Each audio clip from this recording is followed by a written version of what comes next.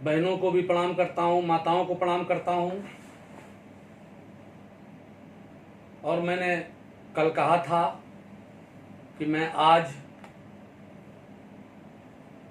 रानी अहिल्याबाई होलकर पर, देवी अहिल्याबाई होलकर पर, उनकी जीवनी के बारे में, उनके द्वारा किए गए कार्यों के बारे में कुछ बात करूंगा, कुछ बोलूंगा। दोस्तों, किसी भी महापुरुष के बारे में, वो किसी भी जाति में पैदा हुआ हो, जब वो महापुरुष हो जाता है तो उसकी कोई जाति नहीं रह जाती है।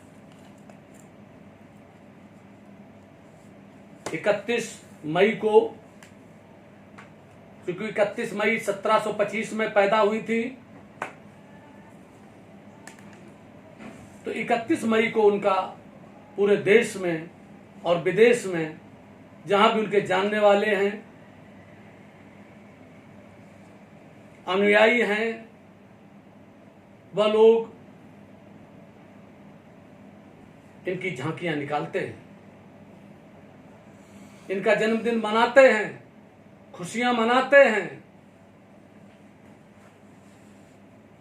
मैंने भी कई कार्यक्रमों में मैं गया हूं, जाता हूं।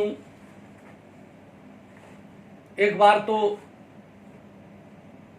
गिरिराज जी पर, गोवर्धन में, मथुरा जिले में, वहां पर मुझे स्वर्गीय करण सिंह बघेल जी ने बुलाया था। कई बार मैं गया हूं, लेकिन मैंने वहीं पर बाद में राजनाथ सिंह जी की एक रैली भी वहां पर करवा दी थी। दोस्तों, बात आज लंबी होगी, आप लोग भी तैयारी में रहें, क्योंकि उनके ऊपर जितनी देर भी एक चलेगा मोबाइल, अगर कहीं मोबाइल गर्म हो गया और बंद हुआ तो बात बंद हो जाएगी। अगर इसने साथ दिया और आप सबने साथ दिया तो हम इस बात का प्रयास करेंगे कि कैसे वो एक साधारण लड़की से, एक गांव की लड़की से, चौड़ी गांव में पैदा हुई, अहमदनगर जिले, महाराष्ट्र का एक अहमदनगर है जिला, वहां के चौड़ी गांव में, जहां पर मल्हारराव होलकर का लश्कर रुका हुआ था, वहां 9 साल की उम्र में मल्हारराव होलकर ने कैसे उनको चुना, एक मंदिर में पूजा करने गई थी, और वहां से सीधे उनके पिताजी का नाम जो मनोकी जी सिंधिया, उनके माता का नाम सुशीला। मनोकी जी सिंधिया एक गांव के पाटिल थे, पाटिल माने जैसे प्रधान और मुखिया होता है, लेकिन साधारण परिवार। और वहां से मल्हारराव होलकर ने उनको देख करके, उनका चेहरे का तेज, 9 साल की उम्र में अपने लड़के से शादी कराना, वहां से ला करके इंदौर ले आना, अपने राजघराने में लाना और वहां से शादी करना, शादी के बाद पढ़ना लिखना, राज्य चलाने में निपुण होना, युद्ध कला में निपुण होना, और फिर जीवन की गाथा चलती है। इसके लिए जरूरी है कि उनके ससुर, जिन्होंने उनको परखा, इनको धनगर मराठा कहा जाता है, जो गडरिया परिवार में पैदा हुए, होल गांव में,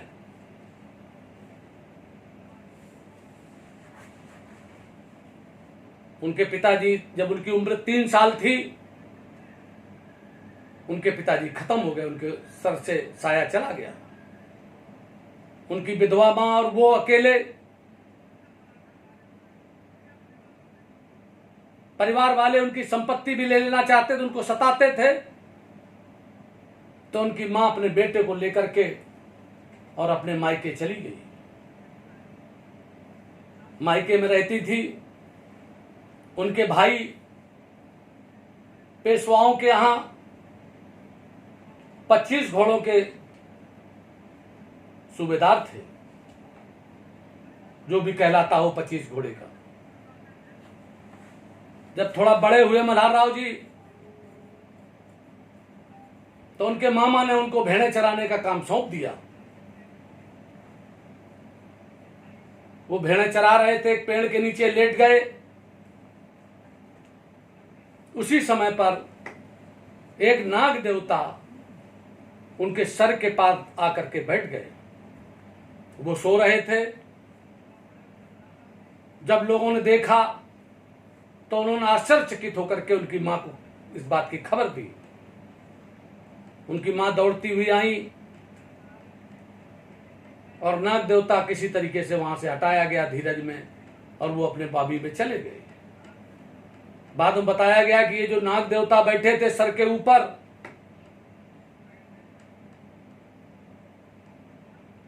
ये तो राजा होने की निशानी है, ये लक्षण है, ये शुभ लक्षण है।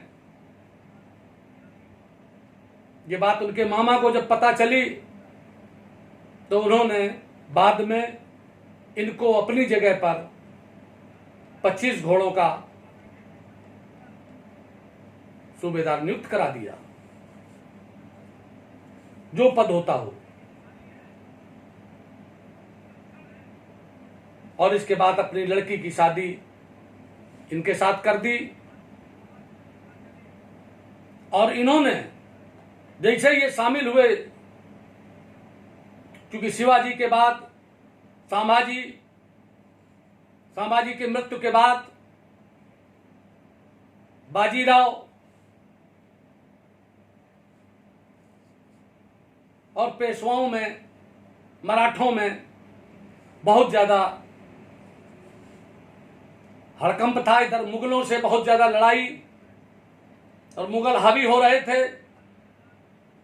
भारत के भी कुछ राजा मुगलों का साथ दे रहे थे। उस समय पर जो भूमिका उस गांव से चले अनाथ बालक ने, मल्हार राव ने, जिनका होलकर, उनके गांव की वजह से होलकर नाम पड़ा, मल्हार राव होलकर ने कई युद्ध जितवा दिए।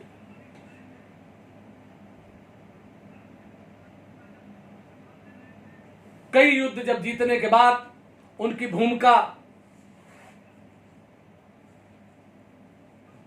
पेशवाओं के बीच में बढ़ गई।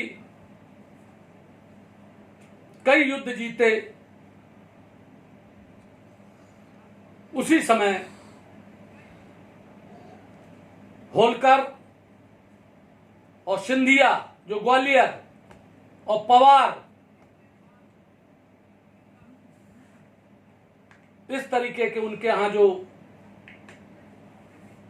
सनातन धर्म में के लोग थे, जिनको आप हिंदू कह सकते हैं।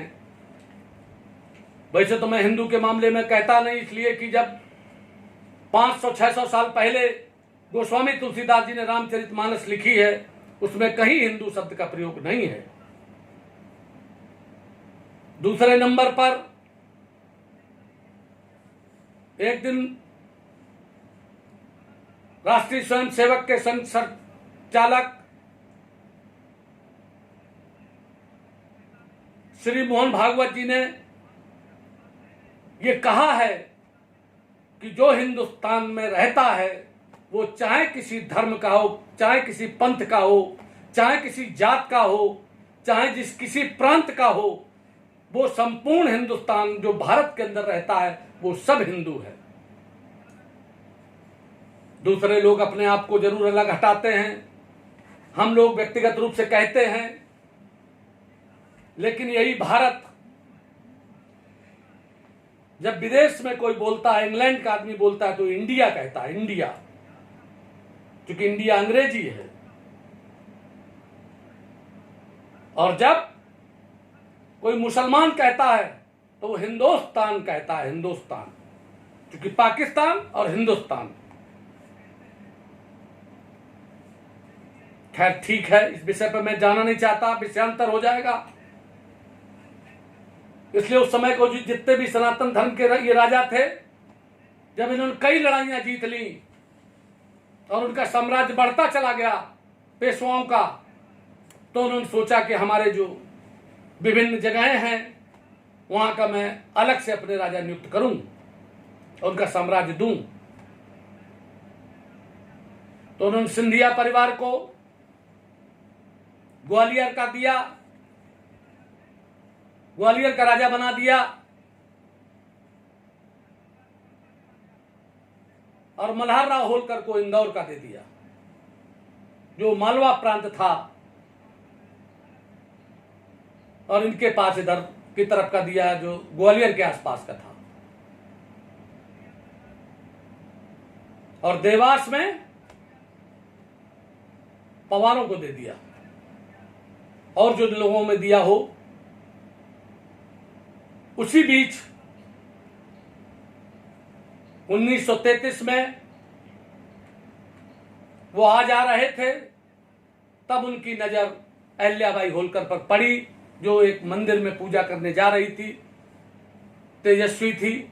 उसके साथ उन्होंने उनके पिताजी से बात करके, जो पाटिल थे मनोकी जी सिंधिया, उनसे अपने बेटे के लिए उसका हाथ मांग लिया, और वो उसी दिन वो लड़की एक साधारण लड़की से रानी बन गई, और अपने उन्होंने पालकी में बैठा करके राजमहल तक ले जाके इंदौर में उसकी शादी की, पढ़ाया लिखाया। आगे चलकर जो खांडे राव थे, क्योंकि उनका कुछ व्यवहार वैसे अच्छा नहीं था, खान पान अच्छा नहीं था, इसलिए उन्होंने सोचा कि ये जो बहू है हमारी बुद्धिमान है, होशियार है, मृदुभाषी है और करुणावान है, धर्म को मानने वाली है, ईश्वर को मानने वाली है, वो भी राजकाज संभालने लगी। भरतपुर के पास कुंभेर में सूरजमल के साथ युद्ध में खांडे राव मारे गए। उसके पहले 1945 में मैंने 20 साल की उम्र में 25 और 10-35 और 10-45 20 साल की उम्र में उन्होंने एक पुत्र को जन्म दिया, जिसका नाम मालेराव था, और 3 साल बाद एक पुत्री को जन्म दिया, जिसका नाम मुक्ताबाई था। आगे चल करके ये भी दोनों लोग असामयिक मृत्यु में मरते हैं। पति के बाद कुम्हेर में पति की जब लड़ाई में वीरगति को प्राप्त होते हैं, जो भरतपुर का राजा था सूरजमल, उसके साथ युद्ध में भरतपुर के पास, हालांकि बाद में सूरजमल ने उसकी छतरी बनवाई और उनका वहीं पर अंतिम संस्कार हुआ। बाद में अहिल्याबाई होलकर जी, माते अहिल्याबाई होलकर, देवी अहिल्याबाई होलकर, जो बाद में इनका नाम पड़ा, उनके सत्कर्मों के द्वारा, उनके देवत्व काम करने के द्वारा वो सती होना चाहती थी। तो उनके ससुर मल्हार राव जी ने कहा कि तुम तो मेरे पुत्र के समान हो, और तुम अगर सती हो जाओगी तो प्रजा का क्या होगा। और बहुत समझाया। रानी ने समझने के बाद, और मल्हार राव होलकर की मृत्यु के बाद 1766 में 67 में दिसंबर 11 दिसंबर 67 को पेशवाओं से पूरी अनुमति लेकर के, चूंकि उनके संबंधित राज्य थे, और इंदौर की गद्दी संभाल ली। इसके बाद उन्होंने मदमहेश्वर में अपनी राजधानी को शिफ्ट कर लिया, और इंदौर जो साधारण सा गांव था, जो इंदौर आज बंबई के बाद दूसरे नंबर की नगरी कही जाती है, दोस्तों उस गांव को, इंदौर को उन्होंने इंदौर बना दिया, जो आज का इंदौर है। आप जब कभी इंदौर जाएंगे वहां की यूनिवर्सिटी, वहां की रोडें, वहां का संपूर्ण विकास रानी अहिल्याबाई होलकर ने किया था। कोई बहुत बड़ा राज्य उनका नहीं था, लेकिन जितना राज्य से उनके पास राज्य कर आता था, जो धन संपत्ति थी, उससे वो पूरे देश का ख्याल रखती थी, पूरे देश के तीर्थ स्थलों का ख्याल रखती थी। मध्य महेश्वर में जब वो गई, उन्होंने अहिल्या भवन बनवाया, कई मंदिर बनवाए और 109 ब्राह्मण वहां रोज नर्मदा तट पर पार्थिव शिवलिंग बनाते थे, पार्थेश्वर। 1,11,000 पार्थेश्वर बनाकर और वो नदी में प्रवाह करते थे, जिससे कि जनता सुखी रहे और राज्य की रक्षा रहे। और एक पार्थिव शिव लिंग रोज माते के हाथ में रखा जाता था। आज भी उनकी राजगद्दी बनी है। आप सबको मैं कहना चाहता हूं, देखिएगा और YouTube के चैनल पर जाकर के भी बोल करके आप उनकी पूरी की पूरी आप देख सकते हैं। इंदौर का भी राजघराना देख सकते हैं और मध्य महेश्वर की राजधानी भी देख सकते हैं और बैठे बैठे भी देख सकते हैं। जाने की जरूरत नहीं है। आप देखेंगे पालकी वहां रखी, तलवारें वहां रखी, मैंने स्वयं देखा है, मैं गया हूं। राजगद्दी उनकी है, जमीन पर बैठ करके सफेद चद्दर पे दोनों तरफ मसनदें लगी हुई, जिस पर रोज बैठ करके वो न्याय करती थी और जनता की बात सुनती थी। लेकिन सुनने के समय पर हाथ को पार्थिव शिवलिंग को हाथ में रखती थी। इसलिए उनका ये कहना था कि मैं तो एक जीवात्मा और मानव हूं, मुझसे गलती हो सकती है, लेकिन हे महादेव, हे भगवान शंकर, हे भोलेनाथ, जो भी गलती हो आप अपना देखना, समझना, आप ही न्याय कीजिए। उन्होंने अपने यहां एक ऐसी रस्सी बंधवा रखी थी कि जिसकी घंटी उनके शयन कक्ष में लगी हुई थी, और कोई आए किसी वक्त भी अगर उसको जरूरत पड़े तो वो उसको रस्सी को खींच सकते हैं। उसमें बताते हैं कि एक दिन उनके पुत्र मालेराव द्वारा एक गाय उसका बछड़ा जो उसे तुरंत दिया था, वो बछड़ा उनके रथ से उनसे कुचल करके मर गया। गाय वहां से आई और आकर के उसने रस्सी को खींचा। सुबह सुबह की बात थी। रानी ने पूछा कि पूछो, देखो कौन सुबह सुबह आ गया है। तो पता चला कि कोई नहीं है। फिर उनका कि कोई तो है, देखो तो देखा गया गाय खड़ी है। उन्होंने गाय के मालिक को बुलवाया। मालिक बता नहीं रहा तो उनको बताइए। तब उन्होंने बताया कि आपके पुत्र के द्वारा ऐसा हुआ है और आपके यहाँ तो ऐसी बात है। तो उनका कि पुत्र को भी कुचल करके इसी तरीके से मार डाला जाए जैसे ये मरा है, ये बछड़ा मरा है। गाय को न्याय इसी से मिल सकता है। और उसमें गाय चली। दूसरे लोगों ने जाने से मना कर दिया कि एक अकेला पुत्र है। तो एक वहां पर चौक है, वहां पर वो गाय अड़ गई और उसने रानी को रोक दिया, ऐसा बताते हैं। बाद में जब उनका पुत्र खत्म हो गया, उससे कोई औलाद नहीं थी, उनकी पुत्री से औलाद थी, उसको उन्होंने अपना गोद ले लिया।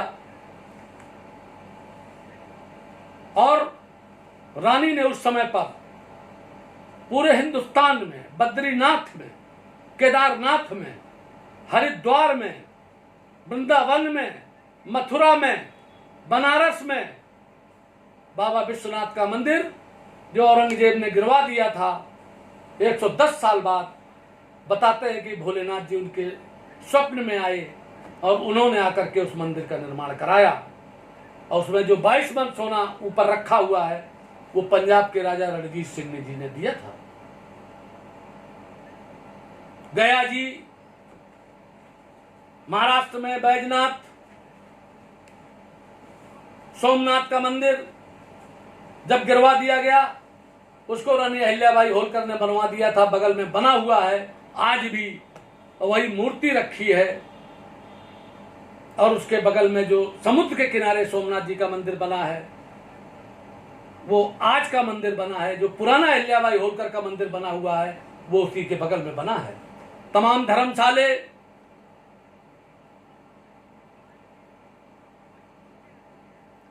तमाम जमीन जायदादें उन्होंने पूरे देश भर में दी। तमाम तालाब खुदवाए, तमाम कुएं बनवाए, तमाम धर्मशालाएं बनवाई और विधवाओं के लिए बहुत काम किया कि जिससे उनके पति की संपत्ति में उनको हिस्सा मिल सके और वो गोद ले सकें। इस तरीके की भी व्यवस्था उन्होंने की। दोस्तों, उनके राजकाज चलाने के तरीके से, जिसमें कोई पक्षपात नहीं था, कोई जातिवाद नहीं था, कोई धर्म नहीं था, कोई दुखी नहीं था, सबको न्याय मिलता था, सब सुखी थे। और कई लड़ाइयां उन्होंने लड़ी। वो हाथी पर चल करके लड़ाई लड़ती थी। बहुत अच्छी तीरंदाज भी थी। एक बार बताते हैं कि सिंधिया जी गए थे उनके यहां, तो उन्होंने कुछ गलत सलत बात कह दी थी, गलत नजर डाली होगी जैसा बताते हैं। तो उन्होंने कहा था कि मैं तुम्हें हाथी के पैर से कुचलवा करके मार डालूंगी। दोस्तों, सनातन धर्म के अनुसार जिस तरीके का राज्य उन्होंने किया, इसलिए उनका नाम देवी अहिल्याबाई होलकर पड़ गया, माते अहिल्याबाई होलकर पड़ गया। सुमित्रा महाजन जी ने एक किताब लिखी है, मातोश्री, जिस किताब को देश के प्रधानमंत्री श्री नरेंद्र मोदी द्वारा उसका अनावरण किया गया। दिल्ली में उसका भी वीडियो पड़ा हुआ है, देख लेना आप। उसमें नाटक भी खेला गया। आप नासिक चले जाएं, आप इंदौर चले जाएं, जितने क्षेत्र में उनका राज्य रहा है, बहुत आदर के साथ उनका नाम लिया जाता है। आप बहुत भाग्यशाली हो जो उनके वंशज हो, उस समाज में पैदा हुए हो। लेकिन सुनने से और कहने से सिर्फ अकेले नहीं हो जाएगा। हम क्यों इस बात को कह रहे हैं, उनकी गाथा को गा रहे हैं, उनकी जीवनी को बता रहे हैं, उनकी शादी के बारे में बता रहे हैं, उनके द्वारा किए जा रहे पुण्य कार्यों को बता रहे हैं। आज भी 9 ब्राह्मण 1100 पार्थिव शिवलिंग रोज बनाते हैं और रोज वहां पर उनका विसर्जन होता है, पूजन होता है। जो राजमहल बना है मदमहेश्वर में, मदमहेश्वर टेक्सटाइल की बहुत बड़ी इंडस्ट्री वहां लगी हुई है। वहां पर बहुत अच्छी धोतियां बनती, बहुत अच्छी साड़ियां बनती हैं महेश्वर में। नर्मदा का किनारा है। एक वहां पर सुरक्षा अधिकारी था, वो तो अपने मुंह में पारे का शिवलिंग रखे हुए था जब मैं कहता हूं। और वो कहता था कि मुझे कभी कभी तो माते के दर्शन होते हैं। मैंने उसको प्रणाम किया। देखिए दोस्तों, अविश्वास तो किसी चीज पर किया जा सकता है। आगे चल करके अगर यही धरती का विनाश हो जाए और कोई न बचे और 1-2-4 आदमी बच जाए और वो बताने लगे कि एक सतीश पाल थे तो कानपुर से या कहीं से बैठ करके जब बोलते थे और कोई बेतार के तार का ये जब एक इंस्ट्रूमेंट होता था, उससे हम लोग सब लोग देखते सुनते थे, उनकी बात को सुनते थे, तो लोग कहेंगे बिल्कुल झूठ। जैसे महाभारत के युद्ध में जब संजय को दिव्य दृष्टि दे दी गई, जिसने धृतराष्ट्र को महाभारत के युद्ध की पूरी आंखों देखे हाल बताया, आज के तारीख के लोग जो सनातन धर्म में तमाम कमियां निकालते हैं, कहीं कहीं देते हैं, जो भी कहते हैं, मैं उनको समझाता रहता हूं कि नकारात्मकता पे मत जाओ, किसी की निंदा पर मत जाओ, सिर्फ इतना मानो जो सच है, सत्य है, कहो वो कहने लगे कि ये सब झूठ है। दोस्तों, पूरे देश में इतनी मूर्तियां लगी। मैंने एक इनके नाम पर डिग्री कॉलेज, जब राजनाथ सिंह मुख्यमंत्री थे 8 जून 2001 को एक रैली कराई, पाल समाज रैली, उसमें विधुना में जो सरकार के द्वारा बना बनाया डिग्री कॉलेज था, उसका चल नहीं रहा था, सिर्फ बना था, उसका उद्घाटन होना था, मैंने राजनाथ सिंह जी से कराया, माननीय राजनाथ सिंह से कराया, मुख्यमंत्री जी से, जिसका नाम कराया रानी अहिल्याबाई राजकीय महाविद्यालय। और उसी साल 2001 में उसको शुरू कर दिया गया। उसके बारे में हम आपको कई बार चर्चा कर चुके हैं। उसकी लड़ाई भी लड़नी है, क्योंकि अखिलेश यादव ने उसका नाम बदल करके और दूसरा नाम कर दिया। उन्होंने अपनी मानसिकता जाहिर कर दी। उन्हें यह नहीं पता है कि उनको कितना पाप पड़ा होगा। जो लोग अच्छे काम करने वाले लोगों का यशगान करते हैं, उनको पुण्य मिलता है, उनकी पूजा करते हैं, उनका नाम लेते हैं, उनको नाम को बढ़ाते हैं। मैं उसी दिन समझ गया कि अब अखिलेश यादव गया।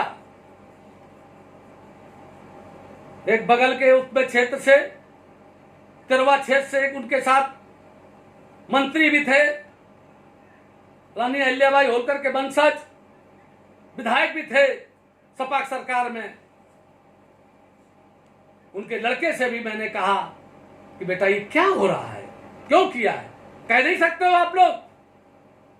लेकिन दोस्तों याद रखना, मैं कल राजनीति पर बोलूंगा, और जो लोग इस बात के लिए नहीं बोल सकते कि हमारी कुर्सी चली जाएगी, उनकी कुर्सी तो एक दिन जानी है। अगर कुर्सी शुभ कार्य के लिए चली जाए तो आज उनका यशोगान पूरे देश में हो रहा होता। मैं लड़ाई लड़ता हूं और लड़ रहा हूं। मैंने कुरुक्षेत्र में उनकी मूर्ति लगवाई, मैंने झांसी में राकेश पाल जी को मूर्ति अवेलेबल कराई, मैंने कानपुर में अहिल्याबाई होलकर नगर बनवाया, जिसमें सरकारी वो कराया, किसी में उसमें डाल लेना आप, कानपुर में है, पनकी रेलवे स्टेशन के पास है, 450 मकान है। उसमें असंगठित क्षेत्र के श्रमिक के लिए 140 अहिल्याबाई होलकर हाउसिंग सोसाइटी के नाम मैंने प्लाट रिजर्व कराए। दोस्तों,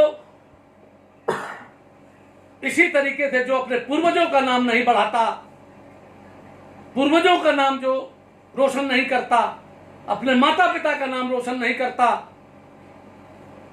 उस आदमी का नाम डूब जाता है। क्योंकि वो जब बुढ़ा होगा, उसके जब नाती होंगे, फिर नाती के नाती होंगे। ये सृष्टि जन कब से चली आ रही है। जैसे 1725 के बाद उनकी मृत्यु 1795 में हुई, माने वो 70 साल जिंदा रही। 70 साल में 28 साल उन्होंने राज किया, और वो जो 28 साल उन्होंने राज किया है, उस राज्य की सानी आज तक पूरे हिंदुस्तान में नहीं है, किसी भी राजा की नहीं है, कि जिसने इतने मंदिर मठ पूरे देश में बनवाए हो। रानी तो मालवा प्रांत की थी, महारानी तो मालवा प्रांत की थी। उनको क्या जरूरत थी कि वो बद्रीनाथ, केदारनाथ, बनारस, मथुरा, वृंदावन, गया, बैजनाथ, सोमनाथ, इनमें सब में बनवाती।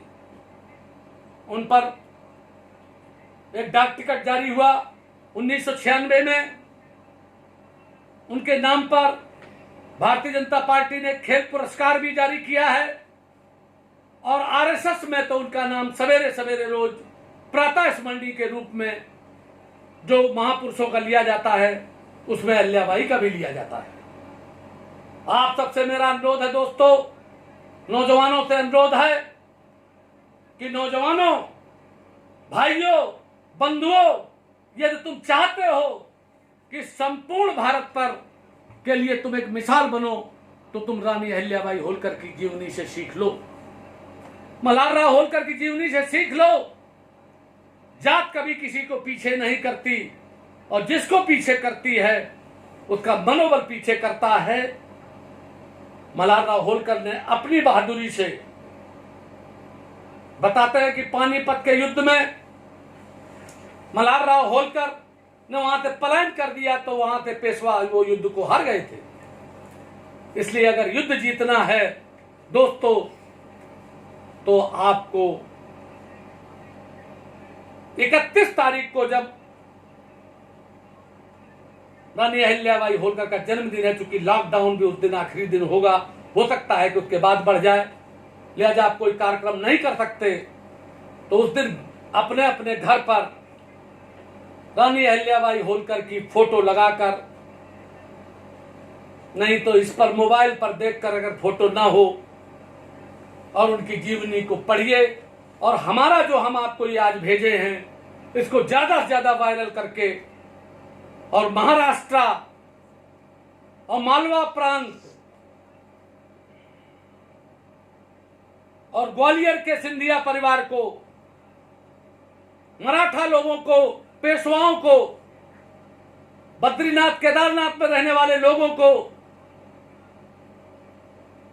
और बाबा विश्वनाथ के मंदिर वहां पर रहने वाले लोगों को, इनके सबके पास बात जानी चाहिए। जितनी भी संपत्ति है रानी अहिल्याबाई होलकर की पूरे देश में, उसकी रक्षा के लिए हम लोगों को लड़ाई लड़नी पड़ेगी। बहुत लोगों ने संपत्ति को हड़प कर लिया है। इसकी लड़ाई हमारे हरिद्वार के वीरेंद्र पाल जी हैं, लड़ रहे हैं। हाई कोर्ट में मुकदमा डाल रखा है उन्होंने, भोपाल में डाल रखा है।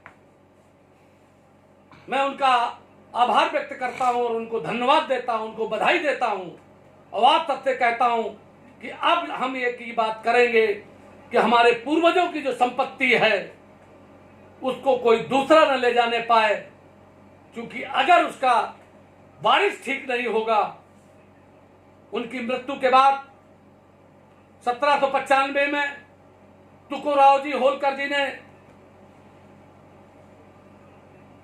राजगद्दी संभाली। आज बताते हैं कि यशवंत राव होलकर या कोई है उनका जो कि वारिस वो है, और कोई ट्रस्ट है खासके करके, उस ट्रस्ट में जमीनें सारी लगाई गई हैं। हम सारी इस चीजों पर भी लड़ाई लड़ेंगे। यही बात कहते हुए आप सबसे आज 31 तारीख के जगह पर आज ही मैं माता अहिल्याबाई होलकर के चरणों में प्रणाम करता हूं। और वो जो विधुना का डिग्री कॉलेज का नाम बदला है, जो आज भी नेट पर तो दिखाता है लेकिन वहां पर बदल दिया है, उसको मैंने पता किया है, उसकी लड़ाई लड़ी जाएगी। और पूरे देश में जो उनकी संपत्ति है उसके बारे में लड़ाई लड़ी जाएगी और उनके नाम की जो भी और काम कराए जा सकते हैं। एक बार पनकी में जो उनके नाम पर हमने नगर बनवाया है उसको भी आप देखने के लिए आइए। वहां भी हमने मूर्ति लगवाई, वहां भी उनका गेट बनवाया, वहां भी शिलालेख लगवाया। और दोस्तों कोई बताता नहीं है, तमाम लोगों ने, राजनाथ सिंह जी ने बहुत काम किया, मैं उनका आभार व्यक्त करता हूं। हमारी उमा भारती जो मुख्यमंत्री रही तो उन्होंने शपथ लेने के बाद कहा था कि मैं रानी अहिल्याबाई होलकर के तरीके से शासन करूंगी, राज्य चलाऊंगी। तो दोस्तों मैं ये कहना चाहता हूं कि आज आप इस बात की शपथ लें कि कोई दुर्गुण नहीं रखेंगे अपने शरीर में, अपने शरीर को पुष्ट करेंगे। अनिल पाल जी भी अपने कुछ वीडियो डालते हैं, जो लोग अच्छी अच्छी चीजें डालते हैं उनको पढ़ करके और एक ऐसी सेना का निर्माण करेंगे जो सेना पूरे देश में गरीबों को, वो चाहे जिस जाति के हों, जैसे इस समय पर मजदूर लोग हैं जा रहे हैं या कहीं भी हो, परहित जरूर करेंगे। खाना तभी खाएंगे कि दूसरे को देख लें कि कोई आदमी आपके पास में भूखा तो नहीं है। बोलने के लिए मैं दोस्तों बहुत देर तक बोल सकता हूं, लेकिन मुझे ये लगता है कि सारी बातें मैंने इतनी देर में कह दी हैं। उनकी वीरता के बारे में, उनके धर्मानुचरण के बारे में, उनके द्वारा किए गए कार्यों के बारे में, उनकी धर्म पताका जो दुनिया में फहरा रही है, जो भारत में फहरा रही है, जिसके लिए कहते हैं कि अबला का नहीं कर सके, का नहीं सिंधु समाए, और का नहीं पावक में जरे, और काल का नहीं खाए, तो पुत्र ना अबला कर सके। महिला सिर्फ पुत्र अकेले पैदा नहीं कर सकती और सब कुछ कर सकती है, तो पुत्र ना अबला कर सके, मन नहीं सिंधु समाए, और धर्म न पावक में जले, धर्म अग्नि में नहीं जल सकता, और नाम काल नहीं खाए, नाम को काल नहीं खा सकता। इसलिए अहिल्याबाई होलकर के नाम को कोई नहीं खा सकता। ये सदियों से चला आ रहा है, 300 साल पहले से, क्योंकि उस समय 1795 के बाद 5 साल 1800 हो गए, अब 2000 है तो 2 और 25 तो 225 साल हुए हैं दोस्तों, ज्यादा समय नहीं हुआ है। ये बातों को आपको समझना है, पढ़ना है, चिंतन मनन करना है और टीम को तैयार करना है। और सब लोग मुझे मोबाइल नंबर भेजो। यही बात कहते हुए अपनी वाणी को विराम देता हूं। जय हिंद, जय भारत।